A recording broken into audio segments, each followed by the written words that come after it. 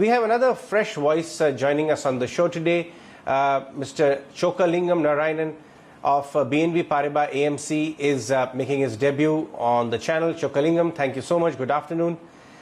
Great chatting to have you today. Let's start by understanding the hypothesis you're forming on the markets right now in the investing environment. We've seen a good rally and there's a lot of cheer already pricing in, but at the horizon, the new cases for COVID are nowhere near peak. Vaccine is also nowhere in sight.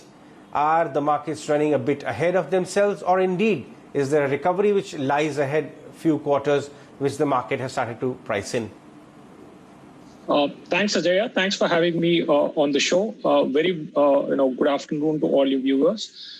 With regards to the markets, more importantly, we need to understand what's really happening with the economy. In the months of January and February, we were on the mend with regards to the high frequency indicators, but subsequently we had the pandemic. But we've had, as seen with the other markets, also in India, the reopening and that particular trade kind of triggering, and that eventually leading to the markets effectively recouping most of the losses. But if we look at the economic activity at this point in time, what we can see is, if we look at all the high frequency indicators, the composite indicators are suggesting that we are possibly at about 91-92% of the overall pre-COVID activity levels. But that said, we are still below the pre-COVID activity levels even now. This is largely because some sections of the economy are still, completely not started to work. Be it entertainment, be it areas of social gathering, be it schools, be it transport from from rural areas into the cities. So that kind of activity is still not fully recovered. So when we look at that, I think the markets, or rather the economy, is still on the mend. We possibly could be seeing the first quarter, we saw GDP at about negative 23%. We are on the mend. Possibly by Q4, we should kind of attain parity, and by Q1 get into positive trajectory. This is obviously assuming that the health issue kind of starts to plateau out here. We've started to see some sort of plateauing, and also simultaneously we have more than 130 odd companies across the globe working on a vaccine or a health solution. As much as 9 odd of them are in the last phase of trials. Let's all hope that some of this actually comes through and we find a solution. But as far as the markets are concerned, this economic recovery, obviously the pandemic has acted as a accelerator for a few longer term trends and as a disruptor for a few trends. So our job as asset managers is to focus on what's happening around and looking at making money for investors. That's where our endeavor is. We follow what at BNP, what we follow is the BMB philosophy, investment philosophy. We look at a business bottom up, we look at a management bottom up, and then we look at valuations. So when we look at that, I think there are enough good bottom up ideas that are today available. But that said, at a market level, if you're pricing in a recovery, yes, I would say at an index level, if you, for example, today take it, the valuations are possibly at about a 10 to 15% premium to historical averages. So in that sense, the risk reward is slightly skewed towards risk at this point in time. And it is building in some sort of a recovery, already into the, numbers. So if we don't have that recovery kind of coming across, then the markets could get a bit disappointed. But otherwise, I think the economic trajectory, at least at an activity level, yes, we are on the mend. And the stock of this large stimulus that's being talked about, let's all hope that does come through, because that can act as the much needed trigger for the markets. Historically, with over the last 5 to 6 years, we've seen a lot of supply side measures. Markets are possibly hoping for some sort of a demand side measure kind of coming across. So if that kind of comes across, hopefully markets will be excited by that. But we need to see economic activity reviving and jobs being created. So that's the critical aspect that one is focusing on. Chockalingam, let me come in over there. I want to understand from you Do you see a low probability that if this hypothesis plays out, we may actually see an upward glide path to the economy, and a low probability of any risk which lies ahead, which may take us to March lows in any event? What would your probabilities lie on both these things? As regards the March lows, not really, too sure, but never say never in equity markets. With regards to that sort of an activity, we possibly then need, the health solution kind of deteriorating quite a bit from here, or there is a liquidity issue. I would kind of put a slightly lower probability to kind of testing that, but can't completely rule it out. Looking at the economic activity and also the fact that with regards to the health situation, the health infrastructure is a lot more today prepared. There are SOPs which the health infrastructure and the teams are aware of. They've gone through this learning curve during this period, so at least the preparations are slightly much better versus what one faced during the periods of March and April. So in that sense, economic activity kind of rebounding is what the markets are likely to take cues. Globally, central banks as well as governments are providing the much needed support for the markets as well. So given that kind of continues, we should be on the mend. But that said, as I highlighted earlier also, with regards to the risk reward, we are slightly tilted towards, risk. If the economy kind of continues to rebound, we can start to, stabilize and move forward from there.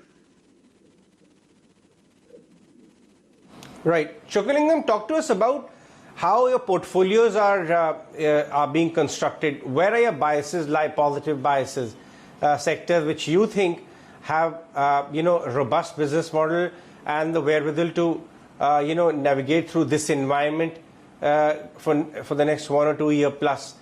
Which are the ones they are tilted towards? Sure.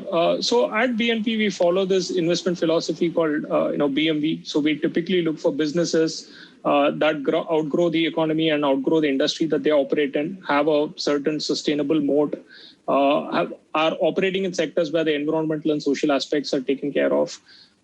Then we look for typically, who's running those businesses, the managements, their execution track record, their corporate governance, the capital allocation policies, what are they early to an industry trend, late to an industry trend? So we typically look forward for these aspects.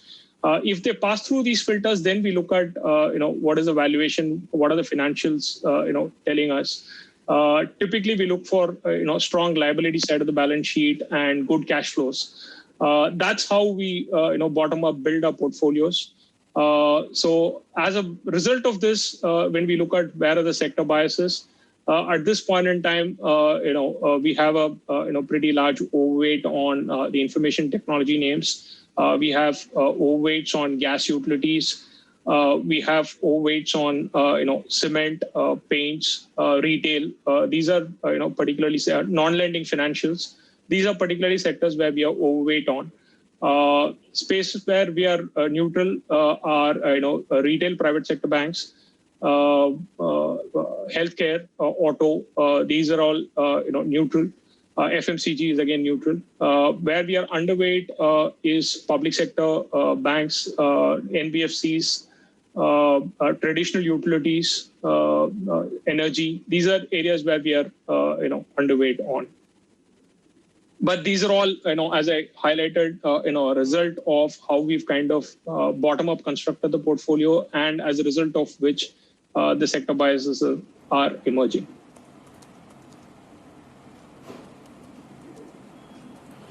Right. Chockalingam, how are you looking at the way broader markets have got vibrant?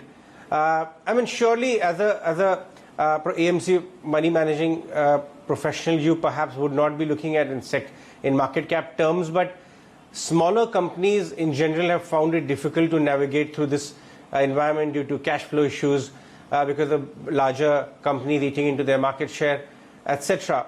But broader markets has got very excited in the last 2 months, perhaps got to do with valuations, perhaps got to do with SEBI circulars, etc. But how do you see the smaller companies in various sectors actually in terms of valuation and business models? Sure.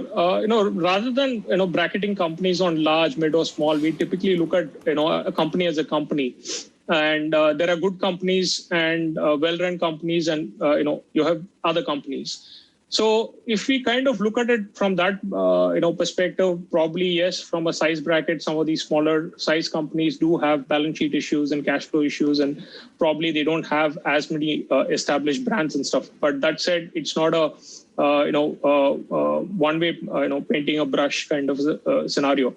Even within smaller companies, you do find category leaders, you do find sector leaders, you do find pretty well-run companies that have cost leadership.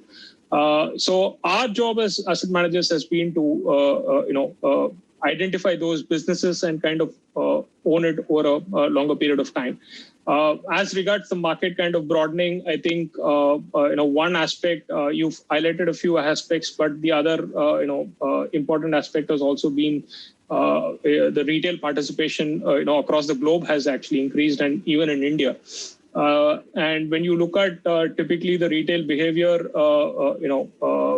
across various time frames, their preference on some of the mid and small size companies do tend to be slightly higher versus institutional side. So to that extent, that element has also helped. The marginal money in the market has come in from the retail side, and that has also kind of led to this broadening of the market.